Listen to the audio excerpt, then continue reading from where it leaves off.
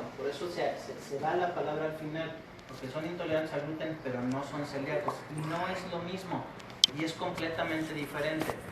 Se parecen en que algunos síntomas intestinales pues no difieren mucho, por ejemplo les dan diarreas y se inflan, pero la intolerancia al gluten es puramente una serie de molestias intestinales, tipo colitis, tipo gases, diarrea, ese tipo de molestias, pero no destruye el intestino, no causa deficiencias nutricionales, no da cáncer. La celíaca puede dar cáncer si no se controla, porque puede haber un tipo de problema que se llama linfoma en el intestino. Los intolerantes al gluten, afortunadamente, no tienen ninguna de esas complicaciones, no se asocia a otras enfermedades inmunológicas, pero el gluten les cae pesado. Como que el mejor ejemplo con la intolerancia son las personas que no toleran la lactosa, la intolerancia a la lactosa. ¿Qué les va a pasar si toman lactosa? No se les va a destruir el intestino, ni les va a dar un cáncer, les va a dar diarrea, se van a llenar de gases 1 o 2 días y se acabó, no pasa nada. Al intolerante al gluten tampoco le pasa nada fuera de esas molestias. Entonces, pues ahora sí que el paciente va a decir, bueno, yo sé que no puedo comer de aquí para arriba, tolero de gluten, de aquí para abajo tolero, pero de aquí para arriba ya me voy a sentir mal. Me arriesgo porque se me antojó y no me lo quiero perder, pues sé que voy a pagar la factura mañana, 2 o 3 días que me voy a sentir inflado, mal, pero de ahí no va a pasar. El celíaco no puede darse ese lujo, El celíaco poquito es mucho, y el celíaco es de por vida y no se puede permitir esas cosas. Y entonces de ahí la importancia de diferenciar entre un celíaco y un intolerante, porque luego llegan a mi consulta y me dicen, doctor, yo soy celíaco. ¿Cómo se diagnosticó? Pues porque un médico me dijo. ¿Y cómo le dijo al médico? Pues no, nada más así como que me vio y me dijo que era celíaco. Me dijo, deja el gluten, y me cayó muy bien. Y ya lo dejó, tengo como 3 meses de dejarlo y vengo a ver si sí soy celíaco. Problema para nosotros, porque entonces yo no puedo hacer los estudios si alguien ya no está comiendo gluten. Entonces lo primero que yo tengo que hacer es hacerles un reto, una prueba. ¿Qué es eso? Vuelve a comer gluten por lo menos un mes y acabando nos vemos para hacerte unos estudios y ver cómo has estado este mes. Mucha gente ya no quiere, ¿no? Entonces, antes de que alguien se meta una dieta sin gluten, lo más recomendable es hacerse los estudios, porque después los estudios ya no sirven, ya pueden estar falseados porque ya no se está ingiriendo gluten. Los estudios salen positivos cuando hay gluten por medio. Entonces, esa parte nos está dando mucho problema en los consultorios por esta moda antigluten que se está pasando. Entonces, ahora todo el mundo quiere ser celíaco, ¿no? Y con lo grave que es eso, ¿verdad? Entonces, ¿cómo hacemos nosotros el diagnóstico? No es tan fácil y la culpa no la tenemos los médicos. Digo, habrá médicos que no saben y bueno, tienen parte de la culpa, pero incluso los que trabajamos con pacientes con esta enfermedad nos cuesta trabajo, porque no es una enfermedad como la diabetes, que si yo te mido la glucosa y te sale arriba de un límite, pues eres diabético y no hay mucho que decir, ¿no? O la presión, o sea, hay cifras muy establecidas. En la celíaca es un poco más complejo, porque de entrada lo primero es sospecharla, porque no salen en exámenes comunes y corrientes. No es de que, oye, vete a hacer un chequeo y te vas a salir si eres celíaco. Los chequeos tienen exámenes de otro tipo. Entonces, lo primero es sospecharlo en base a los síntomas y a todo esto que hemos platicado. Lo segundo, pues es ver buscar los síntomas, que son los que ya platicamos, en base a eso se hace la sospecha. Y hoy día el diagnóstico solo se puede hacer con anticuerpos en sangre. Ese es el diagnóstico exacto. ¿Qué significa eso? Y ahí hay otro punto que crea mucha confusión, incluso entre médicos, la biopsia. Hace muchos años resulta que pensábamos que la enfermedad celíaca, digo pensábamos porque se siguen aprendiendo cosas nuevas conforme avanzamos en conocimiento, pensábamos que la celíaca se diagnosticaba en una biopsia y que si la biopsia tenía daño y tenía células del sistema inmune ahí metidas y destruyendo la vellosidad, entonces ya podemos decir, pues tú eres celíaco. Pero hemos aprendido que la biopsia de pacientes con enfermedad celíaca no es única de estos pacientes. ¿Qué significa eso? Que hay otras 3 o 4 enfermedades que dan la misma biopsia. ¿Qué significa eso? Que sí, si yo tengo una biopsia, puedo ser celíaco, pero puedo no ser celíaco, a lo mejor lo que tengo es sobrepoblación bacteriana, o un estrus tropical, o algún otro tipo de problema como enfermedades infecciosas. Incluso ahora hemos visto que el Helicobacter pylori, una bacteria del estómago, puede causar lesiones en el intestino parecidas a la de celíacos. Y entonces, eso nos vino a complicar un poquito las cosas porque el patólogo a veces, en vez de ayudarnos, nos perjudica, porque él pone en su informe, pues esta biopsia es compatible con la enfermedad celíaca. Eso lo vemos muchísimo. Compatible no significa igual, significa puede ser, puede no ser. Y entonces el médico agarra el reporte y dice, ah, pues mira que dice que eres celíaco. Y el paciente dice, pues sí, ahí dice que soy celíaco.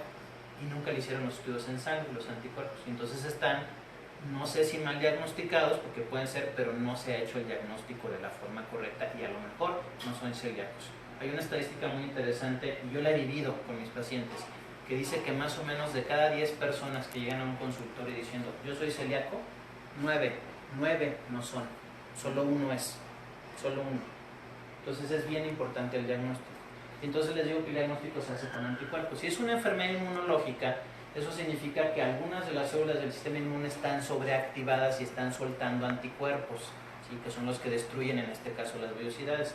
Y esos anticuerpos ya se conoce cuáles son los de celiac, que son dos, se llaman antitransglutaminasa y antiendomicio. Hay un tercero que se llama antigliadina, que no era tan bueno, lo han mejorado.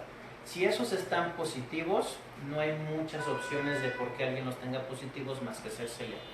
Si están negativos, necesitamos ver en qué condiciones se hicieron, ¿sí? Si no estaba comiendo gluten, pues no nos sirven tanto, porque a lo mejor no están comiendo gluten. Si el paciente tiene enfermedades donde está tomando medicamentos que bajan las defensas, podrían estar negativos los anticuerpos. Si la enfermedad va empezando, podrían estar negativos.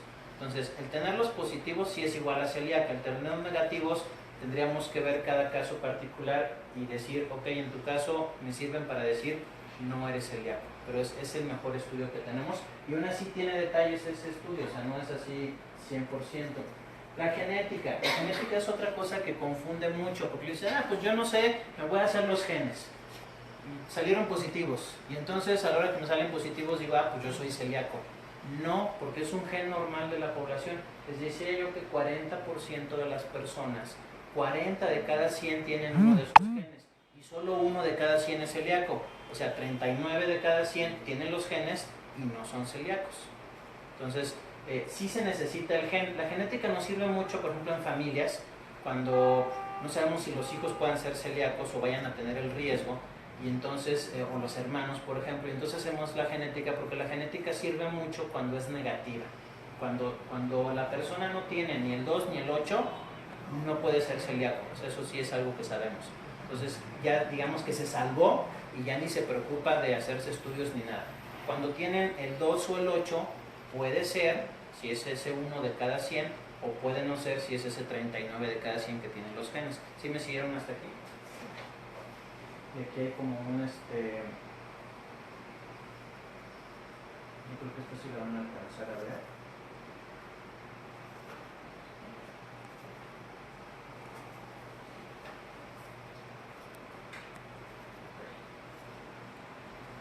Esta es una foto de las vellosidades. Las vellosidades normalmente son larguitas, como una toalla nueva. Son larguitas, ¿no? Como pelitos. Aquí ya se están aplanando, se ven más como honguitos. Y aquí ya no se ve nada, deberían de salir a partir de esta zona, deberían empezar a salir las prolongaciones. Este es un intestino totalmente aplanado, nosotros le decimos atrófico, ya no absorbe, no sirve para absorber. Y esta imagen es la que representa muy bien lo de la genética. El círculo más grande son todas las personas que viven en una región, en un país, en donde sea. Hablando de su círculo, son las personas que no tienen los genes, ya se salvaron, se pueden despreocupar de ser celíacos, en su vida nunca van a poder ser. Hay otro círculo más chiquito al centro, que más o menos representa 1/3 de todo el círculo.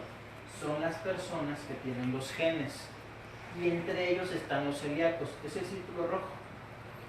Son poquitos, es el 1% de todo el círculo, y es más o menos, debe ser algo así como el 5% del círculo pequeño. Entonces esto es algo que no hay que olvidar. Inclusive entre gemelos idénticos, solo llega a haber el 75% de que si uno es, el otro, o sea, casi todos, pero uno de cada 4 gemelos idénticos, uno va a ser celíaco y el gemelo no. Entonces, por eso es que no sabemos todos los factores que tienen que ver con esta enfermedad.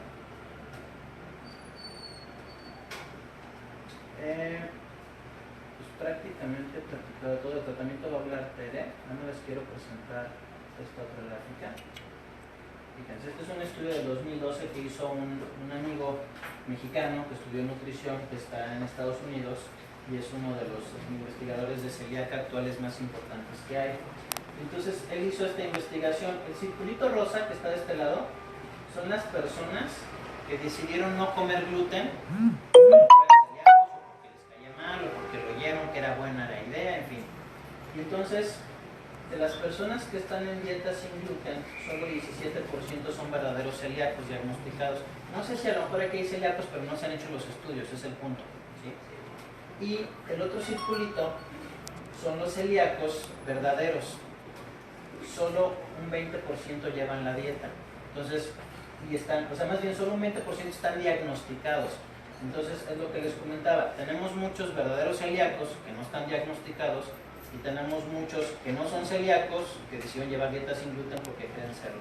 Entonces, por eso es bien importante la parte de apoyarse de nosotros primero para el diagnóstico, porque el médico va a ser muy importante en dos momentos. Obviamente en el diagnóstico, la parte de tratamiento nos apoyamos muchísimo de la gente de nutriología, porque la verdad es que nosotros mismos pues, no conocemos muchas cosas de alimentos, no es nuestro ramo. Yo sé qué le pasa al intestino, qué síntomas tienes, pero hay cosas muy específicas de la dieta, las he ido aprendiendo, pero nos apoyamos de un nutriólogo. La segunda parte donde nosotros participamos de forma muy importante es para el seguimiento de los pacientes. Ok, ya te diagnosticamos, ya estás en tu tratamiento, pero tengo que ver que estés respondiendo, que tu nutrición mejore en base a parámetros médicos, tus proteínas, tu hierro, si no estás anémico ya, cómo va tu hueso, y que no te estén faltando vitaminas, y medírtelas y que tengas todo lo que estuviste bajo, que ya lo tengas en niveles. Independientemente de que en la nutrición nos apoyamos mucho, pues hay muchos medicamentos que tenemos, más bien muchos nutrientes que tenemos que dar como suplementos: hierro, vitamina B12, ácido fólico, vitamina D, estar haciendo densitometrías, estar haciendo biometrías y estar haciendo anticuerpos, porque los anticuerpos me dicen qué tanto de verdad ustedes están libres de gluten en su organismo. Porque si está ingresando gluten, los anticuerpos no se van a negativizar, van a seguir saliendo positivos. ¿Qué significa eso? Que alguna fuente de gluten tenemos y hay que trabajarla más junto con la gente de nutriología. Si los anticuerpos se negativizan, yo también puedo tener la certeza de decir, lo estamos haciendo bien, porque no hay gluten, no hay rastros de gluten en tu organismo. Es la mejor forma de saber si están llevando bien o no la dieta con los niveles de anticuerpos. Pues todo eso es lo que uno tiene que hacer en el seguimiento. Entonces es diagnóstico y seguimiento, la parte médica. En medio está la parte más importante, que es el tratamiento. De eso van a platicar. Espero que nada más. Muchas gracias.